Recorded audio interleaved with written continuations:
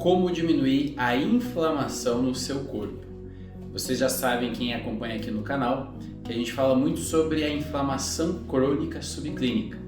Um tipo de inflamação que não é aquela inflamação aguda que serve para nos defender do ambiente, mas é aquela inflamação que, aos poucos, de uma forma que a pessoa não sente, vai se acumulando no corpo e vai lesando funções, vai lesando órgãos, trazendo algumas doenças ao longo do tempo.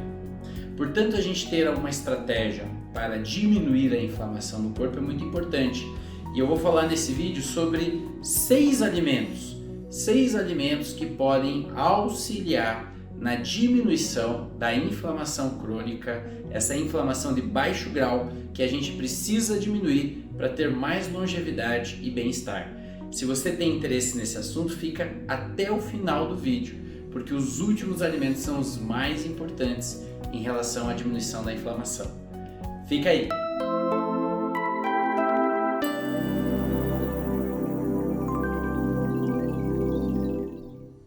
Bom, pessoal, quando a gente fala de alimentação, a gente sabe que o alimento pode tanto gerar muita inflamação no corpo, quanto pode gerar desinflamação, proteger o corpo, né? Existe uma inflamação em nível intestinal que nós chamamos de microinflamação ou inflamação fisiológica.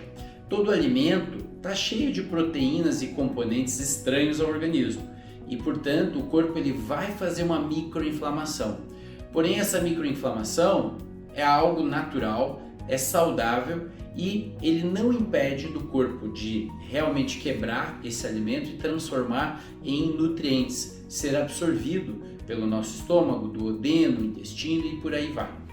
Porém, quando essa inflamação ela é aumentada, ou seja, estamos comendo alimentos ruins que geram inflamação, nós vamos perder a capacidade de absorver esses alimentos, vamos trazer várias consequências para a nossa saúde. Então, quais seriam 6 alimentos mais indicados para combater as citocinas inflamatórias, as interleucinas que aumentam o risco de infarto, de diabetes, de AVC, de artrose, de perda muscular, de perda de energia, de depressão, de ansiedade? Tudo isso pode ter relação com a inflamação crônica que está silenciosa no seu corpo. Então, quais seriam esses alimentos que poderiam ajudar a equilibrar e combater a inflamação? Em primeiro lugar, é muito importante a gente pensar nas gorduras boas. Nós sabemos que, por exemplo, o azeite de oliva extra virgem, com uma acidez abaixo, o mínimo possível, né? Mas abaixo de 0,5, 0,3, já é um azeite de oliva de alta qualidade, que deve ser armazenado numa garrafa escura para não sofrer oxidação, né? E a gente pode usar ele na nossa culinária. É muito melhor do que você usar azeite de soja, azeite de milho, azeite de canola, azeite de girassol.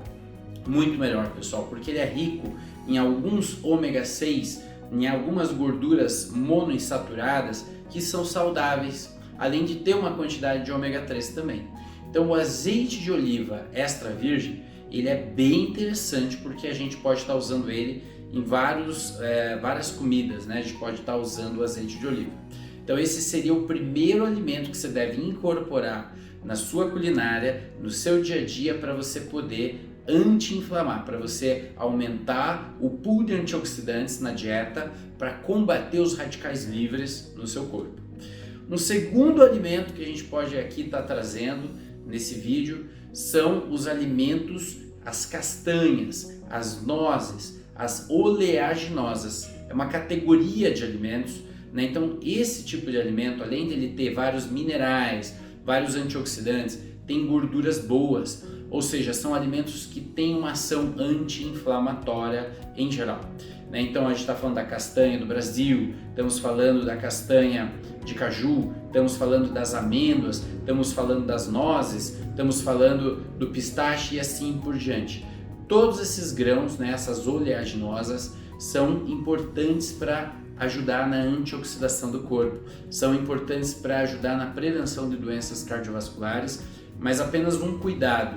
Tem uma oleaginosa que a gente não recomenda muito, que é o amendoim, Porque o amendoim, infelizmente, da forma como ele é armazenado, ele produz muito micotoxinas, pessoal. O que são micotoxinas? São fungos que vão se acumulando no amendoim, e a gente, quando come a pasta de amendoim ou come o amendoim mesmo, a gente vai estar ingerindo grandes quantidades de fungos. Na realidade, esse é um risco em geral dos alimentos, mas o amendoim em especial, ele aumenta muito a proliferação de alguns tipos de fungos. E isso não vai ser bacana para a nossa saúde do intestino, pode tirar nossa energia, pode nos contaminar com fungos, que é a síndrome fúngica que a gente chama. Então, amendoim, abra mão, mas todas as outras oleaginosas são interessantes. Apenas um cuidado, quando você vai comprar castanhas, né, tenta comprar orgânicas de preferência e nunca ela salgada já. Por quê? Naquela castanha de caju que já vem torrada, né, infeliz salgadinha, ela já foi muitas vezes frita no óleo de soja. Você imagina uma oleaginosa que é saudável, que tem uma gordura boa, mas foi frita no óleo de soja, né? Então assim, você está estragando esse alimento que potencialmente tem benefício. Então não compre esse tipo de castanha já salgadas. Tente comprar ela in natura, né, crua, e aí depois, se você quiser, você pode assar na sua casa, se você quer deixar ela mais crocante. Eu esqueci de também citar a avelã, que é também uma oleaginosa interessante. Então você variar um pouco dessas oleaginosas é interessante. Só um cuidado também, as pessoas tendem a comer muito disso. Abre um pacotinho de nuts, né, e vai comendo, e vai comendo, e vai comendo. Sempre lembrar que tudo bem, que é saudável, tem gorduras boas, mas é muito calórico. Então você que às vezes quer fazer uma dietoterapia focada em emagrecimento saudável, comer demais não vai ser bacana, né? Então nada demais, né, pessoal? Tudo que é demais pode ser veneno também.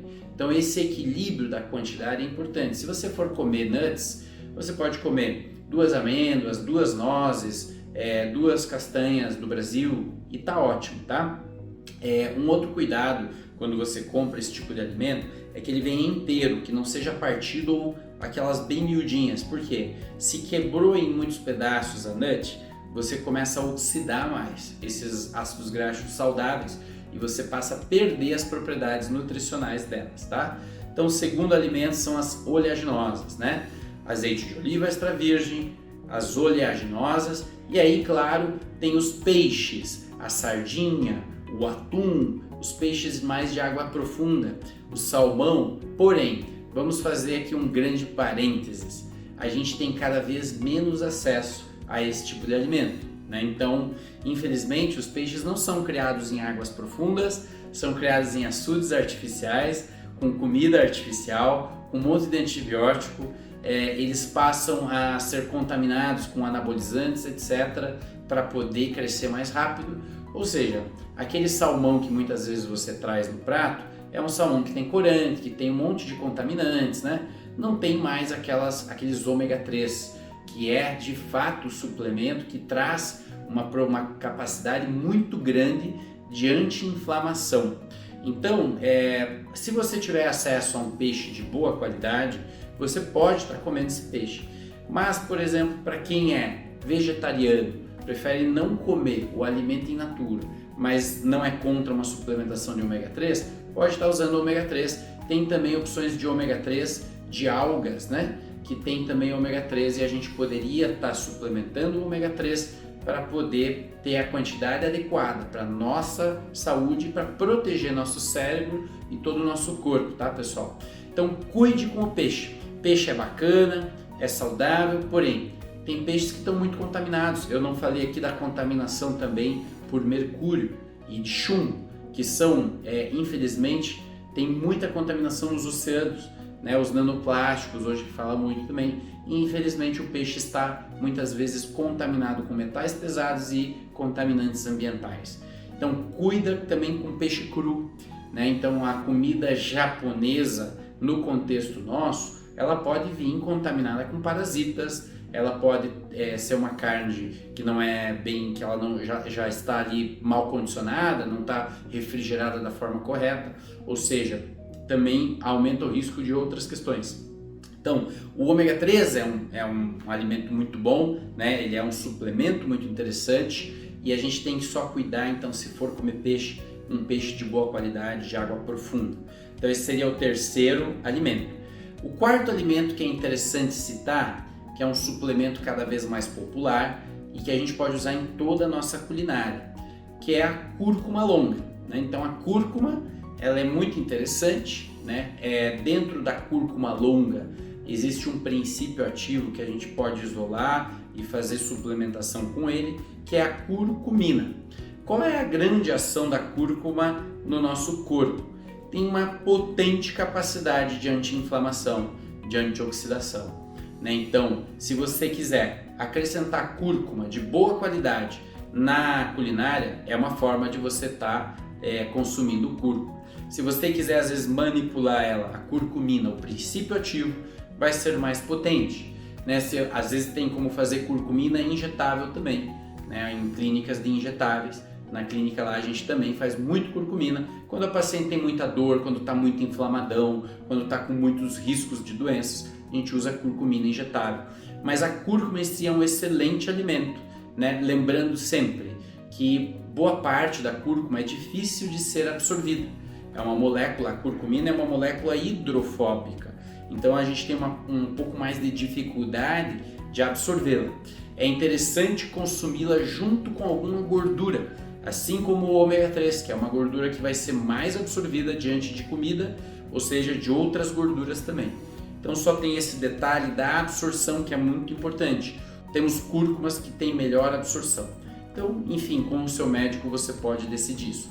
Mas basicamente a curcumina, ela bloqueia um importante cofator dentro da cascata da inflamação, que é o NF-kappa-beta. Quando bloqueia o NF-kappa-beta, já diminui a produção de uma série de rotas inflamatórias do ácido araquidônico. Então é muito interessante estar consumindo a cúrcuma. Então falamos do azeite de oliva, falamos das oleaginosas, falamos da cúrcuma. Não poderia deixar de falar nos vegetais e frutas frescos, orgânicos. Então por que tudo isso? Tem que ser orgânico, para não ter agrotóxico, né? O agrotóxico está na semente desde o início.